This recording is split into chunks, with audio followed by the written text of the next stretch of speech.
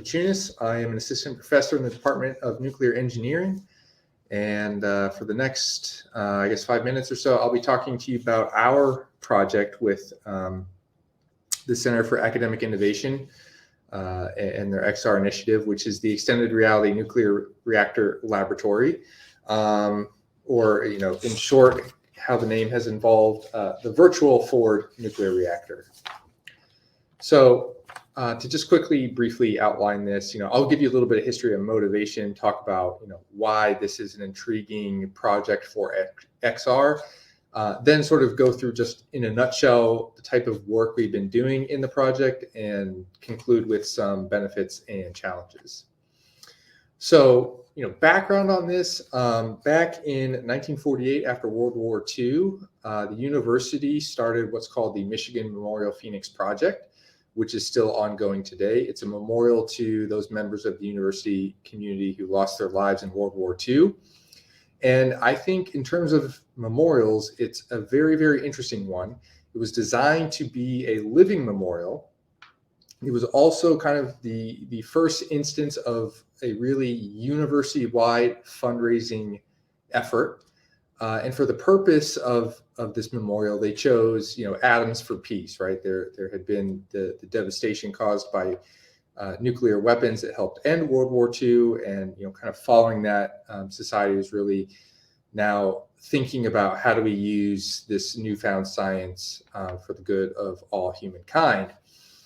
And, at the time, the Memorial Day following the announcement, the president of the university, President Ruthven, gave a very, very moving speech. And I've included a couple of quotes here from that speech. And I think the one that kind of sums up this project the most is that, there's only one appropriate kind of war memorial.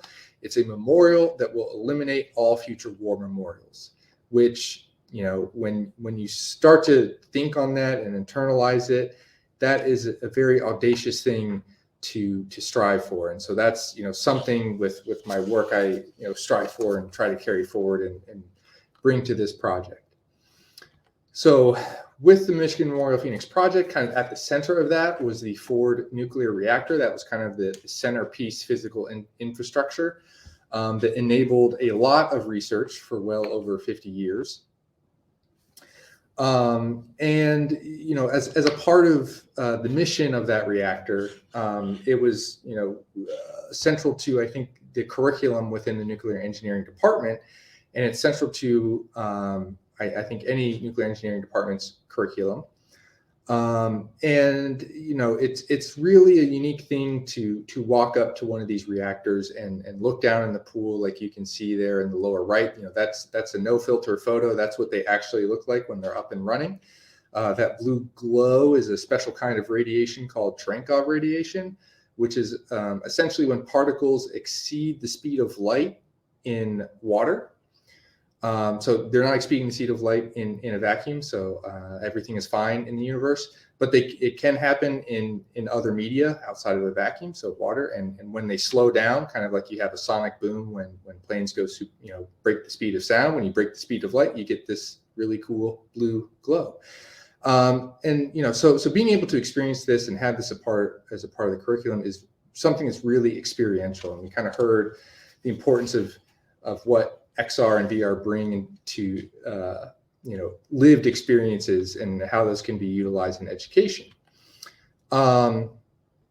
Right. So how do we sort of replace this research reactor that used to be at the University of Michigan? It was decommissioned around 2003. I would say it's difficult, if not impossible, to build a new one. Over the last my lifetime at least. It's been very difficult for the U.S. to build new reactors. For a university, it requires long-term support from federal, state governments, all levels of university administration, local community, and those change every 4 years. And so it's really, really challenging to maintain that long-term support to get something like this, seen through to completion. With any type of facility like this, there is an increased risk. There's sort of risks along the lines of export controls, needing physical security, and then the radiation health safety. And if you do this, you try to rebuild this thing in virtual reality, there's really no substantial risk, right? That kind of the worst we have is somebody trips into a table or they're a little motion sick afterwards. But otherwise, the risks are far, far less in severity when you talk about virtual reality. And so, for my field in particular, and, what brings me to VR, this is not a totally new idea. At University of Illinois, they did something like this, back in the early 2000s, before there's really extensive VR technology like we have today. I think they were sort of doing it more as like a, computer desktop game built on the Quake engine. And so, with the recent advances in VR technology, I think it's worthwhile to revisit this type of thing. The other thing is sort of a personal aspect to this is, my professional experiences leading up to this for the prior 10 years were part of a major multi-institutional, multi-million-dollar 10-year program from the Department of Energy. And this was sort of a part of that at the beginning. This picture here is then at the time, Secretary of Energy Stephen Chu, under the Obama administration, he had this idea for energy innovation hubs. The first one was this one for advanced modeling and simulation of light water nuclear reactors. And so I spent 10 years working in that program, developing simulation capabilities. And so now VR is kind of maybe caught up. And it's nice to be able to bring that back into an educational environment. So with our project, the main phase of this was, well, first, the facility was gone, taken apart, and there's, nothing left in it anymore. So we had to spend, the better part of 8 months digging through old documentation, getting pictures, photos of what we could to try and figure out how to build this all in CAD and, bring it to life inside VR. So just to give you some orientation here, this is the reactor core down here, which is what this is a shot of here. This is an overhead view, and it's made up of a bunch of these fuel elements, which we have some figures of here, just to kind of give you a sense of the physical things we're modeling. And what we're doing with that is basically a bunch of experiments, and this has been, defining learning objectives, figuring out how to put that and assessments into a VR experience, with the main key being providing scaffolding for the students. And at the end of this, we're going to have about 4 experiments. This is just one of the original experimental kits. And the part I'm really interested in is, taking my expertise as a researcher and modeling and simulation and figuring out how to bring that into kind of real-time VR environments. And so that's been another major part of it, is developing these high-fidelity simulations, which I'm very good at, and then figuring out how to take those results and get them into Unreal. So the benefits and challenges of this project, benefits, this is, really exciting. I love doing demos with people. We just had a big event on a rededication of the MMPP 2 weeks ago and had lots of high-profile visitors that got to test this stuff out. And the response was overwhelmingly positive. Interactive nuclear reactor physics is great. And, there's no risk. And I would say there's very few systems that can do this that aren't, physically based. And I think it's laying the groundwork for future research, and a lot of those things were kind of talked about in the keynote address. In terms of challenges, this also came up in the keynote, but equity, it's not easy for everyone to learn how to interact with the VR. Half the people put on the headset and hold the controllers, and then they don't know how to move around. Jeremy also mentioned the accessibility, right? So for people who wear glasses, the headsets, some headsets allow this, some don't, and it sounds like the manufacturers are thinking about that. The other challenge is, I wasn't around in Michigan when this facility was, and getting in touch with people with firsthand knowledge is proving very difficult. There's actually very few, like 3 or 4 people left that spend a lot of time there and can answer our questions. It's still not the same as the real thing. And, we want students, learning the right thing, not struggling with the VR. So that's my time. I'll field any questions in the chat, but I want to make sure we leave time for the other speakers. So thank you for listening.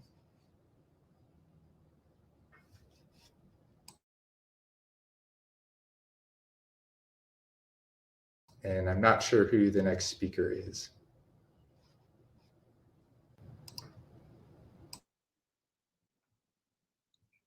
Hi, can you hear me? Yes. Okay, thanks. All right, I think I'm the next speaker.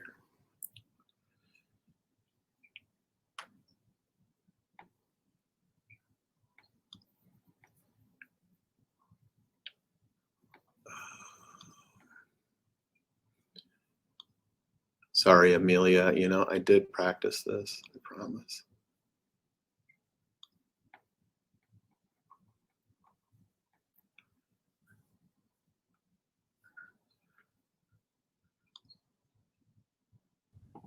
No worries at all. Pardon me, hear about your physics presentation that Jeremy shared about in the keynote. So, Amelia, I'm trying to share my thing, but it's not letting me share the slides. You could throw a link and I can share it from my end because I know that my shares work. Okay. Unless it's a PowerPoint. So you're not seeing it, right? You're not seeing No, the slide. sir, I'm not. Okay, let me see if I can just share my screen. Let's move this over here.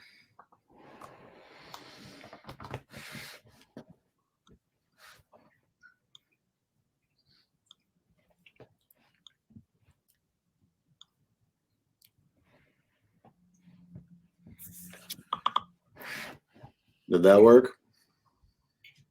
No, it did not. Okay. It might be that, Brendan, can you drop off? No, it's not that. We have 10 speakers enabled. It might just be the permission on your computer. Is not set. Correct. Okay. All right. You might want the other speaker to go so I can email you the presentation, okay? All right. David, if you're ready, we can move forward with augmented tectonics.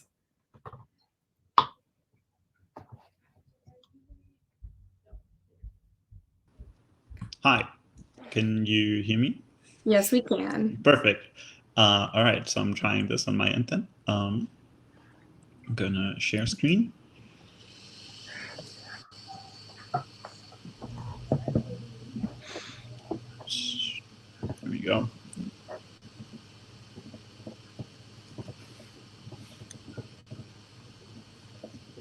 And I believe you should be seeing my screen right now, right? Yes, we are. Perfect, thank you.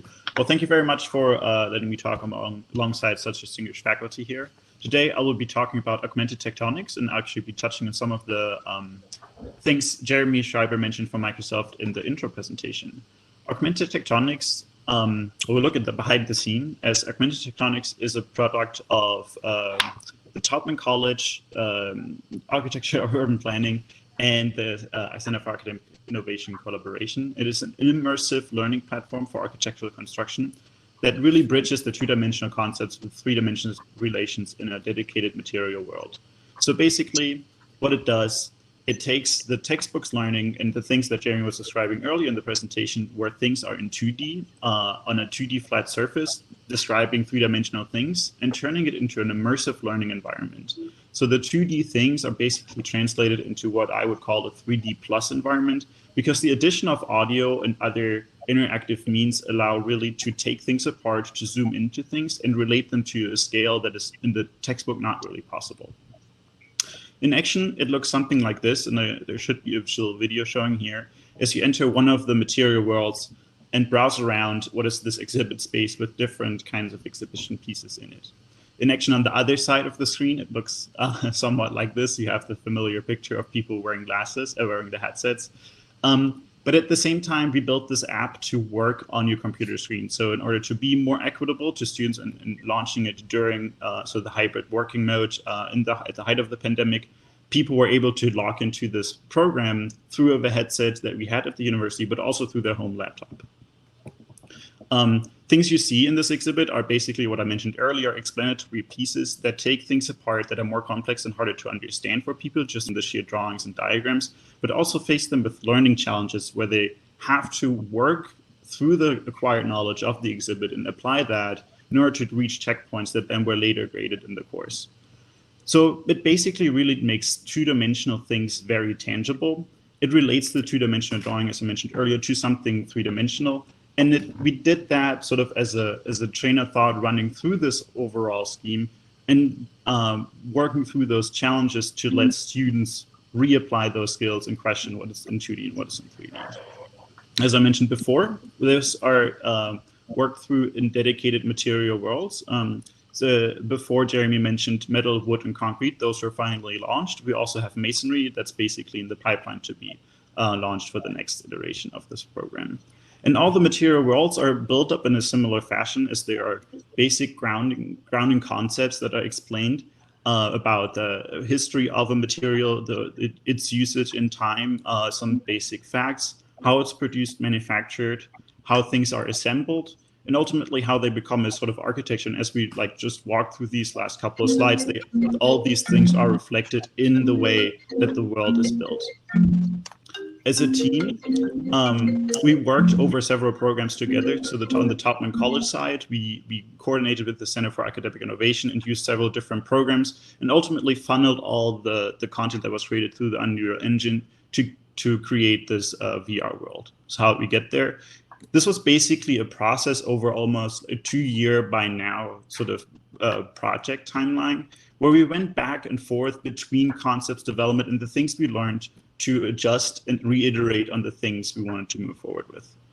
When we started out, we were open. We didn't know what this would become and on which way it would turn into, but what became clear from our initial concepts and feedback and input from people more heavily involved in pedagogy, that it became something that is more of an exhibit space where the vast concepts of architectural construction are exposed, exhibited, and to be taken apart by the students in this new world. We moved on through and as architects, we have the benefit here of developing this through all studies, how lighting works, how exhibits work, and then how does an exhibit work in a sort of a pedagogical way that makes it didactic and understandable for people. How do we interact? We looked at games and other places out there where interfaces, interaction are happening on screen and in VR at the same time. So screens in VR, VR headsets, VR solutions. We tested those in 3D and 2D at the same time. So we built wireframes for all the challenges and for all the stuff you interact with in the world. At the same time, we built the things in our virtual worlds and in 3D so that we could test them immediately and go back to the drawing board. And this is sort of how one of the challenges looks now in this current version that we have, where you then select and start the challenge and then go through the steps of these instructions. But where do we stop? To understand this full world, we sort of create a material narrative that gets a student into one of the worlds, the metal, the wood world, the concrete world, and the masonry world. And so like on the left side, the Rhino naked white massing model becomes then something that is live and just tells a full story. Initially, we thought this would be sort of located and outside bound. What it turns out to be was much more interesting and revealing that this is situated in something that is materially adjacent in this sort of, for example, in the steel metal pavilion, situated in this factory zone that doesn't shut off the person completely from its environment, but sort of grounds it in a narrative way. For concrete, we sort of turned this upside down and had created a fully interior world. And this should start. And how this world, and you can see now a little bit of an inside view of the editor, became fully internalized while still allowing for this look out so that you're not completely shut off of this world, and yet all the level is sort of on the inside surface of this building. The same thought ran through the wood module in a similar way, while being open to the sort of giving you a feel that you're not fully encapsulated or shelled into like this prison environment. And then in the masonry world, we were like played with these thresholds and atriums again. While we were working, we learned a lot. I mentioned this in the previous slide, but we wanted to build more, and we wanted to also figure out how people walk through the tutorials, how they start this, how do they learn to work in this VR environment. And we had all these grandiose thoughts about sort of the central hub where things would come together, which then became clear in testing and through working with the students that something much more didactic and something much more boiled down in its essence was much more helpful for the project to be understandable to the students and really get them where they needed to be. So here, the immediate learning took precedent and the immediacy to get into the world over a larger sort of material-driven narrative and became much more a rule-driven narrative. But also marking success within those stages is a critical piece. So for students to understand that they successfully accomplished a chapter, we wanted to create this fun moment again where they can, oh yes, this is done. This is the next step. Like the next step is for me to just close the laptop or take off the VR headset and just walk through this portal and then mark that. And all these things were captured within a data sheet so that the students who are working in the class course, so I think I maybe have not fully mentioned this, this was launched last year as a first full in-classroom parallel testing setting, where the students received the points through this course. And the feedback was overall positive. So this was the testing prototype where people said that it did help to understand this new construction. And these numbers, as we gained from the initial 15 students or 13 students that we tested to the full classroom setting, really improved even further. So that's really a great thing that we can learn from this, that this is something that excites people. And I think Brendan mentioned this earlier too, like excitement is a critical point, especially in maybe something that may appear dry. And then furthermore, like, do you prefer the book or do you prefer a version of Augmented Tectonics? The students honestly answered with a mixture of both, which I think is really interesting in going forward and what that means for learning. So something like this is probably here to stay, but what versions of it will be sort of the question. Next steps. There's always the next steps and an outlook. And here we see Jeremy walking through the space in what may be even a further blurring of boundaries between the real world and the threshold and implementing those thoughts and technologies into a lecture setting. And that's it. Thank you. Obviously, you can ask questions in the chat.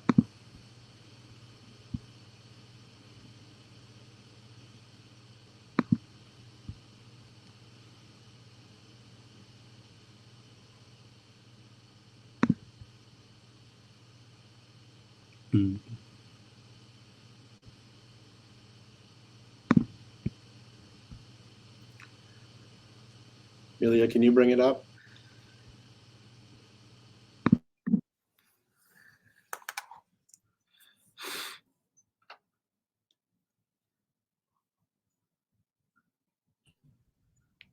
Should be getting close to sharing it.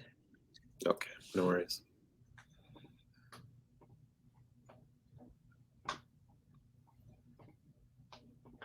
I'm not seeing why it's not letting me. Maybe this is the problem that you were having. It's not letting you share it either? No. Okay. 1 second. I'm so sorry. I'm trying to share my whole screen. It's just not working for some reason. Oh, good golly gosh. I'm so sorry, everyone. Amelia, don't worry about it. Oh, these technical difficulties were anticipated, but this one is not making any sense.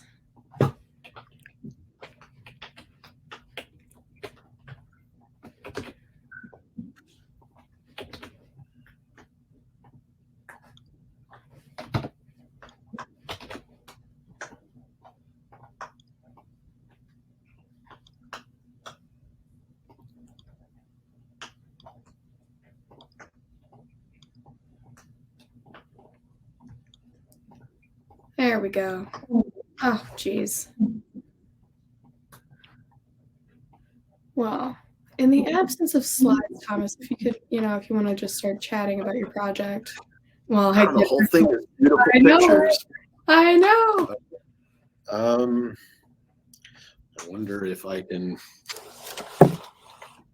Slide them. Yeah, that could. Okay,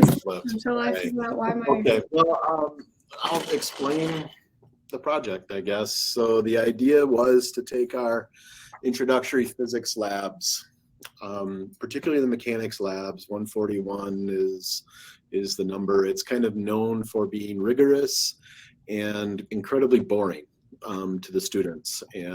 So the idea was to try to use some aspects of VR to make this a little bit more exciting and also more accessible. The idea being that with COVID and so on, that this was a something that we could help students who would normally have to do a lab class in person be able to do remotely. And we took a pilot project, which was this puck experiment. And the puck experiment is basically a projectile experiment. So what you do is it's a kind of a glorified rubber band with a puck. And you pull the puck back and you let it go.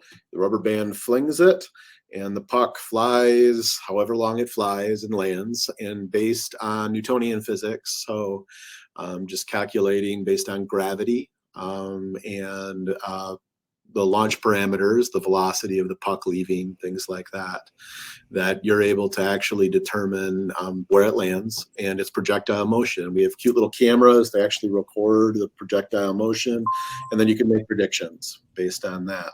Oh, thank you. Look at that. Got it going. All right, thank you.